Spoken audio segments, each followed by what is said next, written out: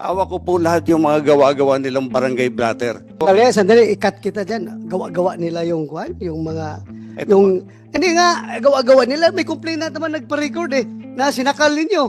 Tapos gawa-gawa na naman ng barangay. Your Honor, yung sila. I don't want to listen to lies, no? Alam mo, makukontempt ka dito kapag sige ka diyang insist na mga lies mo, ha? Hindi po Ha? gusto po ng documents Ha? po ito, Your Honor. Documents po ito. Documentary yung hawak nila eh. Ang baril ko po, isang amok. Ano, no? Isang amok po siya na adik. Amok nga, yun ang claim mo. Pero, Hindi, napatunayan, ang investigasyon dito, wala nakitang kutsilyo. Kaya ka nga, na-desisyon na i-dismiss eh. Kaya ka hindi na-promote siguro. Dahil katakot-takot Hindi, ang kaso kinakarap mo. Your Honor, Dapat mo kaso dito, Your Honor, gusto ko sanang ipakita sa inyo po ito para matulungan nyo ako. ano, Tulungan nyo pamilya ko. bakit? Exonerated po ako nung dinismiss po ako eh. Ha? Exonerated po ako nung dinismiss po ako eh. Kaya nga po ako humingi ng tulong sa inyo. Bago pa lang ako Hindi. mawala, sana, maklear to. Tingnan mo yung kaso niya. Baka, kaya mong reinstate o kaya mong i-dismiss uli. May sabi niya, may hawak siyang papel ng exoneration eh. Tingnan nyo yan, tingnan nyo. I think po ibang case po ito. Ibang case na naman yan. So, So, six po. kadami mong Apo. case talaga. Ang dami. Sa barangay lang po nila, narami hong blatter concerning Mr. Willie Gonzales. And I have with me here summary of cases of Mr. Gonzales. Parang 10, no? Ay, ito Senator po sa GB, akin. Senator GB, ilan dyan ang grave threats sa mga Isa po, merong robbery, prostrated homicide, obstruction, perjury, robbery, prostrated homicide, grave threat, violation of PD 1866, grave coercion, and light threat. So may grave threat, may light threat. Ito pong nasa half screen po, Mr. Chair, are blatters, no, sa barangay po nila. Mukhang sa barangay nila, mukhang hindi rin maraming kaibigan si Mr. Gonzales. Siguro si Barangay Captain Kalma, kayo po bang barangay kung saan nakatira si Mr. Gonzales? Sino po? Kapitan Bimbo de la Cruz, ano pong barangay nila? Magandang araw po. Barangay Captain Berelio de la Cruz ng Barangay Quirino 3A. Saan banda yan? Saan banda yan, Kap? Sa Anonas po, sa Anonas. Quezon City. Doon nakatira si Mr. Willie Gonzales? Opo. Okay. Please answer Presidente the niyo po- question of Senator GB. Presidente niyo po si Mr. Gonzales Opo. sa barangay. Meron po bang mga issue? Talaga ito bang mga blatter na nakuha sa barangay? Sa inyo po yan? During my time po, way back 2018, nung naupo po ako bilang bagong barangay captain, during my time po, 3 lang po yung nakarecord sa amin. 3 lang. Opo. So yung bago ikaw, meron pang previous kasi 10 itong hawak ko eh. Hindi po sa akin galing. Hindi sa inyo. Pero yung mula nung naupo ka, Doon lang po ako. 3. Ano po yung mga kasong yun? Importante kasi ito, Mr. Chair, because we have to find out kung ano yung proseso ng PNP, ba't nakakalusot, no?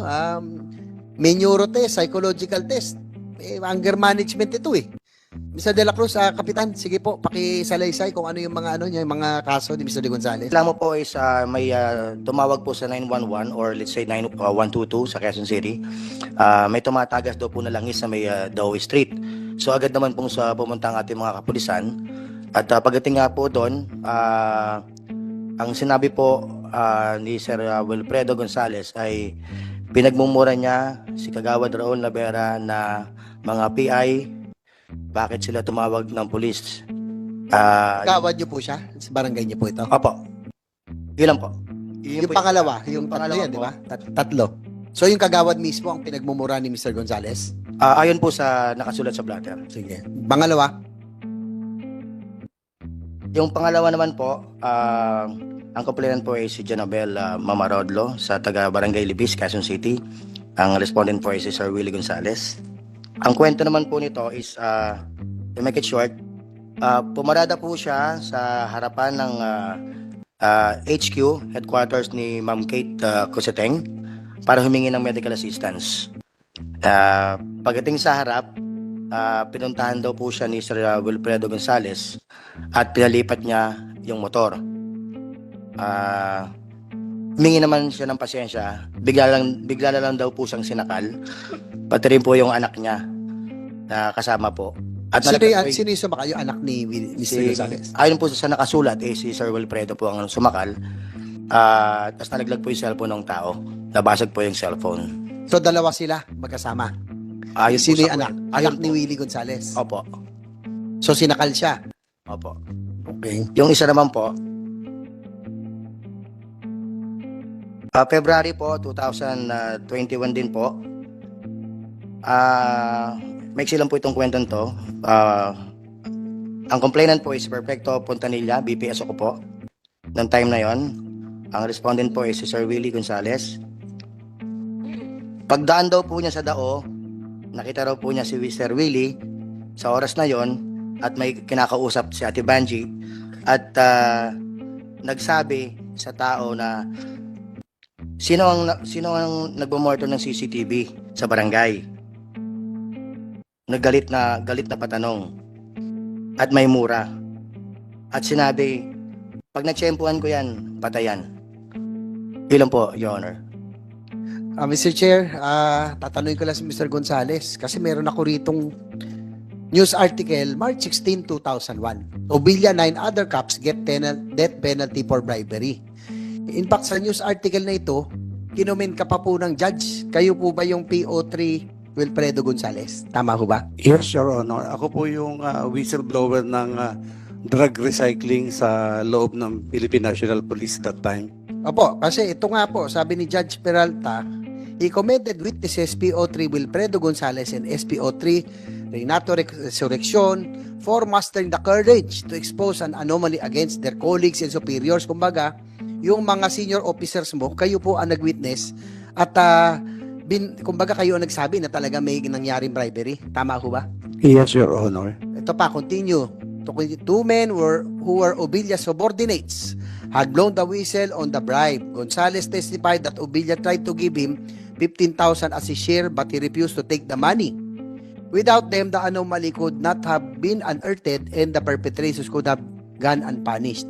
Sabi po ni Judge Peralta. So, Sir Gonzales, may ginawa ka palang kabutihan noon. 2001. Pero nung nag-2018 hanggang ngayon, parang lahat na lang nangyari. Bakit? Ang dami mong kaso sa barangay pa lamang. What happened in that span? May ginawa kang kabutihan noon pero 20 years after, mukhang naiba yung karakter mo. Sige po. Your Honor, mabuti nga po na nabuksan po natin itong issue to. Mula po nung mag-whistleblower po ako, nabaril ang bahay ko, nasira pag-aaral ng mga anak ko, nahinto. Pero hindi po ako umatras. Sabi ni Chief PNP Mendoza doon, tsaka si General Aglipa, huwag kang atras kahit nang bigyan ka ng pera. May nag-bribe po sa akin ng 3 million. Sinorender ko po sa Station 9. Kila Colonel Ubilla po at Colonel De La Cruz. Pero di ko po alam na nanakawin lang po pala. Magbula po noon, katakot-takot na po ang naging kalbaryo ko po sa serbisyo. Kahit madami po akong medalya, tinutumbasan naman po ako ng 14 na kaso. Anong mga kalbaryo na pinagdaanan mo? Sa serbisyo? Kinasuhan po ako ng mga kung ano, yung robbery po, hindi po ako po yan. Yung theft, hindi po ako po yan. Yung coercion, lahat po yan, dumaan po sa Congress nung araw. Dahil inihiring po yung complainant na may hines na alleged witness sana namin, naging hostile po dahil nabigyan ng pera. So, kalbaryo, pinagsasabi mo, anong koneksyon yung pagbaril mo, yung may nabaril ka na, saan yung picture nitong binaril mo? Kasama ba ito sa kalbaryo mo dahil doon sa ginawa mong pag-testify against your Your Honor, superior? Your Honor, yung nabaril ko po, isang amok. Ano? Isang amok po siya na adik. Amok nga, yun ang claim mo. Pero Hindi, napatunayan, ang investigasyon dito, wala nakikitang kutsilyo. Kaya ka nga na-desisyon na i-dismiss dahil nga doon sa Your Honor, dahil dito sa investigasyon na ito. Your Honor, pwede ko po ituloy. Yes, go ahead. Sa RTC 77 po, dismiss po yung kaso niyan, acquitted po ako. At pagdating po sa... It doesn't mean na if-acquitted ka criminally, administratively acquitted ka rin.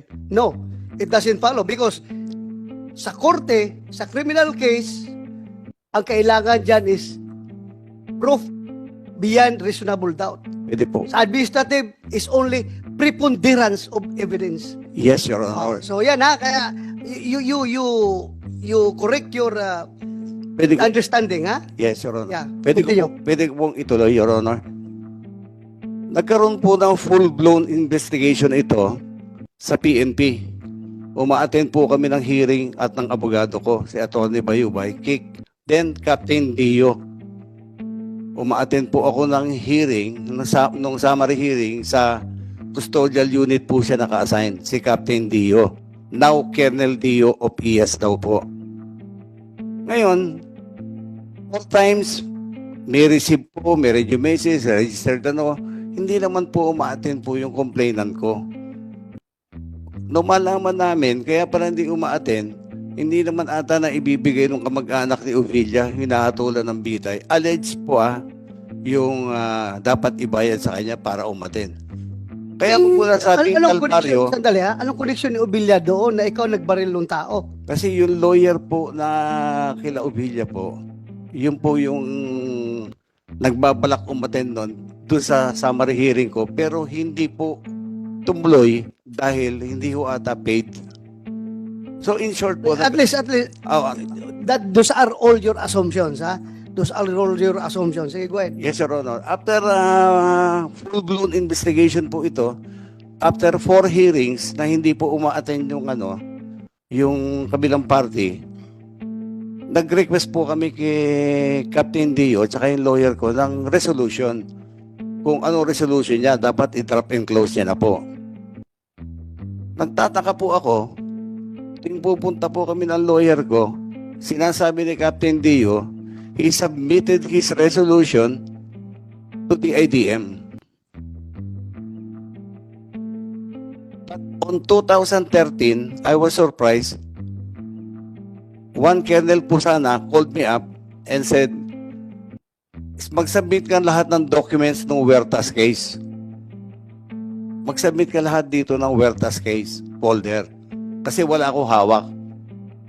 Ako ang second summary hearing officer mo. Sabi ko po, Diretso tayo. Opo. Opo, Ilang beses ka na-dismiss sa serbisyo? dinismiss po ako meron po akong ditong desisyon nung May 30, 2006. 3 pong agency ng PNP ang nag-recommend sa akin ng dismissal, demotion of rank, etc., etc. However, meron po akong ebidensya na Ang tanong ko lang kung ilang beses ka na-dismiss sa serbisyo. Per your knowledge. dismiss po noong 2006 2006. using June 1 decision na hindi naman po ma-authenticate. Wala ka nang, tanong ko lang kung ilang beses ka na-dismiss. Noong 2006 po. 2006. Your Honor. Tapos reinstate ka. Opo, Your Tapos Honor. nakapag-retire ka 2016. Opo, Your Honor. Kailan ka naging pulis? July 8, 1990 po, Your Honor. 1990. Opo. Hanggang 2016. Yes, Nag-retire ka. Yes, Your Honor. So ang haba ng panahon na yon hanggang nakapag-retire ka, ang ranggo mo PU1 pa rin. Bakit ka hindi na-promote? Kasi ganito po yun. Alam ko naman, kasi ito nga ho, pakikita ko sa inyo. Kaya ka hindi na-promote siguro dahil katakot-takot Hindi, ang kaso kinakarap mo. Your Honor, Dami mo kaso dito. Your Honor, gusto ko sana ipakita sa inyo po ito para matulungan nyo ako. Ano? Tulungan yung pamilya ko. Bakit? Exonerated po ako nung dinismiss po ako eh. Ha? Exonerated po ako nung dinismiss po ako eh. Hawak ko po yung authentic. Exonerated ka sa ano? Yung pinag-dismiss po sa akin na kaso noong 2006. Sa criminal case. Sa Exonerated ka. PNP po, sa PNP po, exonerated po ako, sir. Oh. Your Honor, Exonerated ka? exonerated po. Paano ka Authentic- na-dismiss? Authenticated kami po ito. Tuloy ko lang po, sir. Sige, Pwede, sige. if I may. Pina-authenticate ko po ito. Authenticated po ito, original coming from NCRPO. Nagulat po ako, bakit ako na-dismiss? Alam mo, ikaw, sa kamaro mo na yan, hindi mo kaya ipaglaban yung sabi mo dismissal. I don't think so. Nakita ko kayong mga pleadings mo yung mga dismissal mo, yung mga appeal mo sa NAB, na-reinstate ka nga dahil ang galing ng mga pleadings mo, ang galing ng abogado mo magawa ng papilis mo. Tapos ngayon, yung sabi mo na yan, hindi mo kaya ipaglaban niya, Your Honor, ako maniwala sa'yo. if I may, pwede ko po ituloy. Sige. Nagtaka po ako, nagkaroon po ng June 1 decision in a matter of 1 day. Same signatory po, same General Attorney Kasugbo. Pero hindi na po ako exonerated. At yun ang ginamit nilang basehan para i-dismiss po ako from the service. Kaya po, Anyway, yung kaso mo, that will be another forum. Idali mo yung sa Napolcom. May Napolcom dito. Nakikinig ka, Commissioner Bernabe, ha? Tingnan mo yung kaso niya. Baka, kaya mong reinstate o kaya mong i-dismiss uli. Anong tingin mo? Tingnan mo lang. Yep. Anyway, nandito, Mr. Gonzales. Andito na Polcom. Kung justifiable talaga yan, by all means, that's your right. Ilaban mo. Ilaban mo. kaya nga po ako humingi ng tulong sa inyo. Bago Hindi- pala ako hindi- wala, sana, maklear to. Hindi na kailangan ang impluensya ko dyan. Basta karapatan mo yan at karapat dapat kang reinstate. Nandito na Polcom. Sila nang bahala. Go ahead na Polcom. Mr. Chair, meron po kasi tayong desisyon. Ito po ay 2017. Doon po si Mr. Gonzales na dismissed from the service. Ito po yung kanyang pag-threat, grave threats po ito sa kanyang mga neighbors. And then, in-appeal po nila ito sa NAB. Noong pong 2021, dinenay na po yung kanilang appeal and yung MR. So, alam ko po ngayon po ay nag-appeal sila ulit sa office ng secretary. So, pending po doon. Pero po yung kanyang dismissal po noong 2017 ay denied po ng NAB yung appeal nila. Pero may sabi niya, may hawak siyang papel ng exoneration eh. Tingnan nyo yan, tingnan nyo. I think po ibang case po ito. Ibang case na naman yan. So, So, six- kadami mong case talaga. Ang dami. Your Honor, marami po talagang ibinato sa aking kaso mula po na mag-whistleblower ako. Kaya ang pangunawa po ninyo ang hinahanap ko. Anyway, naunawaan kita. Humahanga ako sa'yo dahil nga sabi mo, nilaban mo yung kinalaban mo yung mga superior mo pagdating sa drug case. Pero hindi kita hinahangaan dito sa pagbunot mo ng baril at pagkasamo ng baril. Very clear tayo dyan. Hindi kita hinahangaan doon. Mr. Chair? Yes, Pwede but baka singit lang. Yung pong kaso na binabanggit, he was yung sa Napolcom, I just want to be clarified again. He was dismissed 2017 because of grave threats. Am I correct? Tama ba? Maraming salamat po, Your Honor. Acquitted din po ako doon sa MTC 35 on that allegation po. Yung sa At Grave yung threats? allegation po nung Opo. grave threats ng Pero, kapitbahay sige ko po. po, Acquitted. acquitted po ako sa MTC 35. Sige Tapos, nung 2015, before I retire, may ni-refile po pala yung kapitbahay ko sa IAS. Nag-verify po ako po doon. Nakausap ko po yung summary hearing officer. Sabi niya, na-recommend ko na yan na drop and close. Kasi kita naman na may pattern sabi niya. At the moment, maghintay ka for signature ni General Roldan sa taas daw po. Diba, Director. Mr. Chair, tanong lang natin Napolcom. Ngayon, 2000, Napolcom. Sir Gonzales, tingnan natin si Napolcom. Ano po talaga yung kaso na why he was dismissed? Again, for the record. Yes, sir. Bale po yung case po is for grave threats po. Ito po yung Filed by the neighbors, yung ba yung Yes. mga neighbors? 2017 po ito. yun po 2000. yung date ng decision, but the incident po occurred in 2006. Yung 2006. Kay Kapitan De La Cruz, Mr. Jet, tanong ko lang, yung sa yung mula 2018, may tatlong incident na po si Mr. De La Cruz. Tama po ba sa inyong barangay? Nagsimula lang po siya noong 2021 and 22. Nung Tatlo. tatlo lang po. So, Based on the record. siguro, Mr. Gonzales, tanong ko lang, meron ba kayong anger management issue dahil ba ito sa frustration? wala po kong anger management issue, Your Honor. Pero po, yung lahat nyo kasi ito, lahat- threats eh. Hawak ko po lahat yung mga gawa-gawa nilang barangay blatter. Dahil sila po barangay first kagawad, yung isang Sandali, ikat kita dyan. Gawa-gawa nila yung mga Eto yung hindi nga gawa-gawa nila, may complaint na naman nagpa-record na sinakal ninyo. Tapos gawa-gawa na naman ng barangay. Your Honor, yung I don't want to listen to lies, no? Alam mo, makukontempt ka dito kapag sige ka diyang insist na mga lies mo, ha? hindi po gusto po ng documents Ha? po ito, Your Honor. Documents po ito. Documentary yung hawak nila eh. So you resolve that in other forum. Andito tayo ngayon sa issue doon sa pagbunot mo ng baril at pagkasamo Yes, Your para magiging safe ang Yes, Your mga siklista, Yes, Your Honor. motorista sa kalsada, ha? I'm sorry, Your Honor. You do not use this hearing to justify your dismissal. I'm sorry, Your Honor. I'm sorry, Your Honor.